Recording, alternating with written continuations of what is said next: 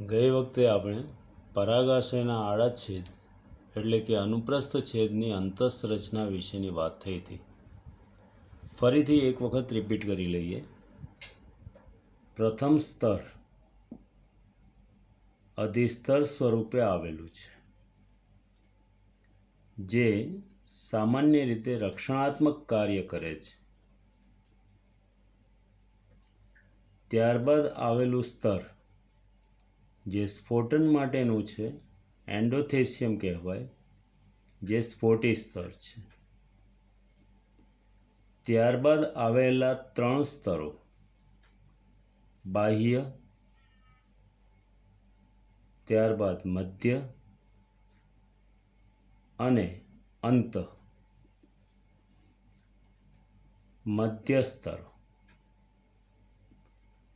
આધારતક કાર્ય દર્શાવે છે.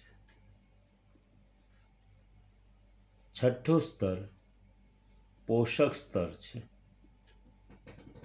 આ પોષક સ્તર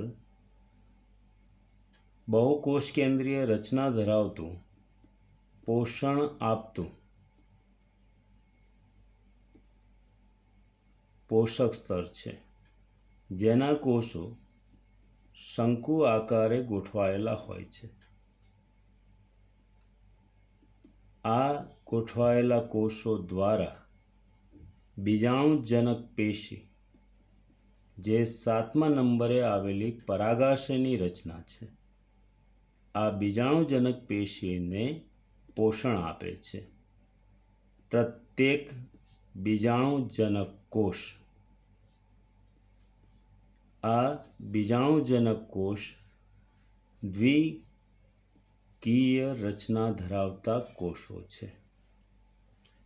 અહીં આપણે જોઈએ એક બીજાણુ કોષની રચના લીધેલી છે. આ બીજાણુજનક કોષ જેને હવે બીજાણુજનક કોષ કે જેને હવે અહીં પરાગ માતૃકોષ એટલે કે પીએમસી, પોલન મધર સેલ તરીકે ઓળખાવીએ છીએ. હવે અહીં અર્ધીકરણની ક્રિયા દર્શાવાય, એટલે કે અર્ધીકરણ થવાથી નિર્માણ પામેલા 2 કોષોની રચના. કોષ કેન્દ્રનું વિભાજન થતાં પટલીય રચના બને. 2 કોષ કેન્દ્રો અલગ થાય, પરંતુ કોષો અલગ થતા નથી. દ્વિકોષીય રચના સર્જાય છે, જે રચના અહીં સંયુક્ત રીતે ગોઠવાયેલી છે, એકકીય રંગસૂત્ર ધરાવે છે. ફરીથી બીજું વિભાજન થતાં અહીં ચતુષ્કોષીય રચના સર્જાય છે, એટલે કે 4 કોષોની રચના સર્જાઈ. 4 કોષ કેન્દ્રોની રચના સર્જાયેલી છે. 4 કોષ કેન્દ્રો એકકીય છે. આ 4 કોષોની રચના અર્ધીકરણ 1 અને 2 ને અંતે નિર્માણ પામેલા પરાગ ચતુષ્ક સ્વરૂપે ઓળખાય છે. હવે તે 4 કોષો સ્વતંત્ર થતા પરાગરજ સ્વરૂપે ઉદ્ભવે છે, જેને લઘુ બીજાણુ તરીકે પણ ઓળખાય. લઘુ બીજાણુ માતૃકોષ કે પરાગ માતૃકોષમાંથી લઘુ બીજાણુ કે પરાગરજનું નિર્માણ થવાની ક્રિયા, જેને લઘુ બીજાણુ જનન કહે છે, એટલે કે 2n પ્રકારના પરાગમાતૃકોષમાંથી એકકીય 4 કોષો સર્જાયા, જે ચારેયને લઘુ બીજાણુ તરીકે ઓળખાય. સામાન્ય રીતે વિકાસ દરમિયાન પરાગરજની ગોઠવણી, જેમાં 3 પરાગરજ પર 1 પરાગરજ ગોઠવાય અથવા 1 પરાગરજ ઉપર 3 પરાગરજની ગોઠવણી થઈ શકે, પરંતુ છેવટે 4 પરાગરજ સ્વતંત્ર બને છે અને તેઓ પરાગરજ તરીકે વિકાસ પામે છે. હવે પરાગરજની બાહ્ય રચનાને જોઈએ કે જેમાં સૌથી બહારની બાજુએ આવેલું આવરણ, જે શ્લેષ્મ કાર્બનિક દ્રવ્યોનું બનેલું આવરણ છે. આ આવરણ જ્યાં છિદ્ર આવેલા હોય તે જગ્યા પર ઓછું સ્થૂલન અથવા નહિવત સ્થૂલન ધરાવે છે. જે છિદ્રો સામાન્ય રીતે 1 અથવા 3ના ગુણાંકમાં હોય છે, જે પરાગરજનું બાહ્ય આવરણ તરીકે ઓળખાય છે. અંદરની તરફ આવેલું આવરણ, જેને સેલ્યુલોઝયુક્ત અંતઃપરાગરજ આવરણ તરીકે ઓળખાય, જ્યારે મધ્યમાં કોષ કેન્દ્ર સ્વરૂપે આવેલી રચના, જેને પરાગકોષ કેન્દ્ર કહેવાય, આજુબાજુમાં આવેલો પરાગરસ તરીકે ઓળખાશે. આ જે આવેલું આવરણ છે, જે સૌથી બહારની બાજુએ છે, જેને પરાગ બાહ્ય આવરણ તરીકે ઓળખાશે. અંગ્રેજીમાં તેને એક્ઝાઇન કહેવાય છે, જે સ્પોરોપોલેનિનનું બનેલું આવરણ છે. કાર્બનિક દ્રવ્ય સ્વરૂપે આવેલી રચના છે. અનેક કાર્બનિક દ્રવ્યો છે. લાંબી શૃંખલાવાળા ફેટી એસિડ્સ, અન્ય આલ્કેલોઇડ કે જેના દ્વારા ભેજ આવવાથી સંપૂર્ણ પર્યાવરણ સામે રક્ષણ પ્રાપ્ત થાય છે. અંતઃ આવરણ, પરાગરજનું અંતઃ આવરણ સેલ્યુલોઝનું બનેલું છે, કે જે અંકુરણ પામવાની ક્ષમતા ધરાવે છે.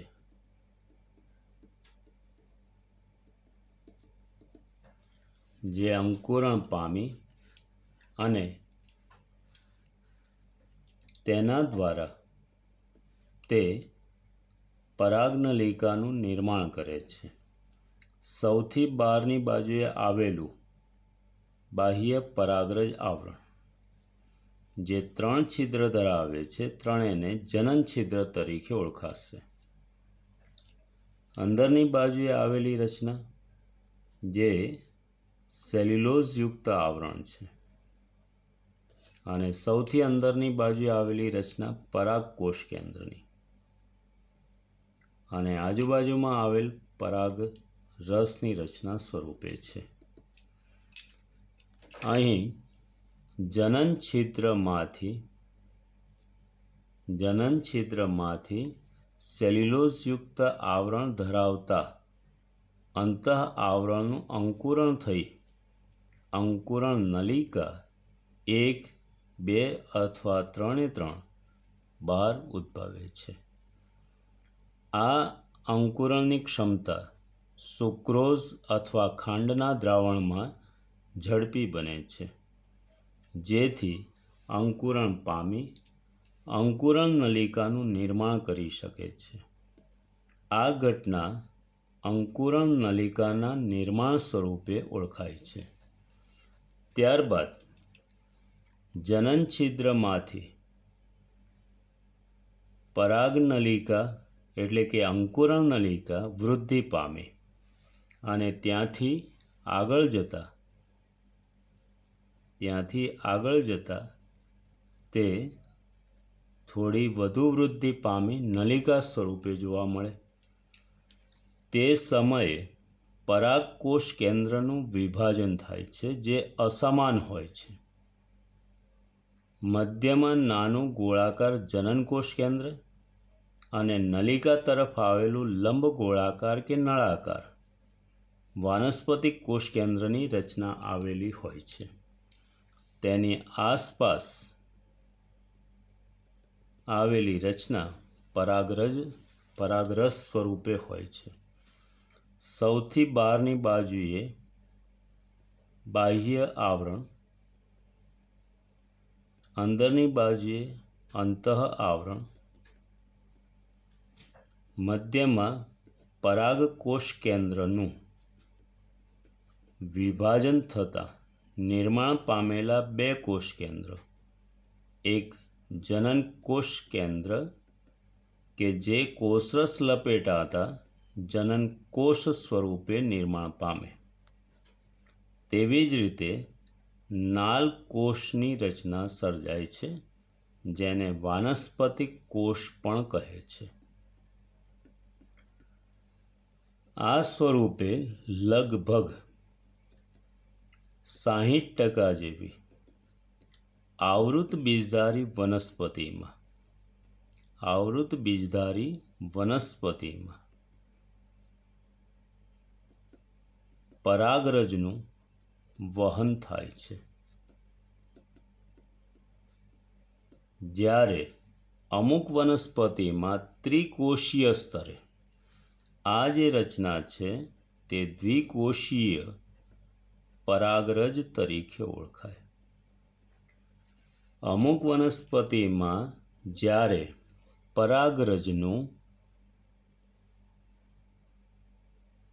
પરાગરજના જનનકોષ કેન્દ્રનું વિભાજન થતાં તે આગળ જતા બે જન્યુ કોષોમાં પરિણમે છે. આ પરાગનલિકા અંકુરણ પામેલી જણાય છે. બહારની બાજુએ આવેલું આવરણ બાહ્ય આવરણ, અંદરની તરફ આવેલું આવરણ અંતઃ આવરણ. પરાગકોષ કેન્દ્રમાંથી નિર્માણ પામેલા બે કોષ કેન્દ્રો જાણીએ છીએ. હવે અગ્ર બાજુએ નળાકાર નાલ કોષ કેન્દ્ર, જ્યારે જનન કોષ કેન્દ્ર તે કોષરસની સાથે વહન પામી અને પરાગનલિકામાં પ્રવેશતા તેનું વિભાજન થઈ બે સમાન જન્યુઓ સ્વરૂપે નિર્માણ પામે છે, જેને નરજન્યુઓ અથવા પુંજન્યુઓ કહે છે. આમ આ અંકુરણ પામેલી પરાગરજમાં ત્રિકોષીય રચના અથવા ત્રિકોષીય પરાગરજની રચના સર્જાય છે. આ જે નિર્માણ પામેલી પરાગનલિકા આમ જન્યુઓનું નિર્માણ દર્શાવતી હોવાથી આ અવસ્થાને નરજન્યુજનક અવસ્થા કહે છે. એટલે કે પરાગરજથી માંડી અને પરાગનલિકાનું અંકુરણ થાય ત્યાં સુધીની ઘટનાને નરજન્યુજનન કહેવાય અને આ અવસ્થાને નરજન્યુજનક અવસ્થા કહેવાય. તેવી જ રીતે ફરીથી યાદ કરી લઈએ, પરાગમાતૃકોષમાંથી પરાગરજનું નિર્માણ થવાની ક્રિયા લઘુબીજાણુ જનન સ્વરૂપે છે અને લઘુબીજાણુ જનક અવસ્થા તરીકે પરાગરજને ઓળખાય. એટલે આ અવસ્થાને લઘુબીજાણુ જનક અવસ્થા કહેવાય. ફરીથી એક તફાવત જોઈએ કે પરાગરજની રચનામાં બે મુખ્ય રચના જોવા મળે, જે બાહ્યાકાર સ્વરૂપે ગોઠવાયેલી છે. સૌથી અંદરની બાજુએ આવેલું પરાગરજનું અંત આવરણ. આ બંને પરાગરજમાં આપણને અંત આવરણની રચના ગોઠવાયેલી જોવા મળે છે. પરાગરજનો કેન્દ્રસ્થ ભાગ, જેને પરાગકોષ કેન્દ્ર તરીકે ઓળખાવીએ, તેમાં આવેલો કોષરસ, જેને કોષરસ તરીકે ઓળખાવીશું. હવે જોઈએ પરાગરજની બહારની બાજુએ આવેલું સ્પોરેપોલિનનું આવરણ. અમુક વનસ્પતિની પરાગરજ જેમ કે જાસૂદ, કપાસ વગેરેમાં કંટકીય બાહ્ય આવરણ જે સ્પોરોપોલિનનું બનેલું હોય છે.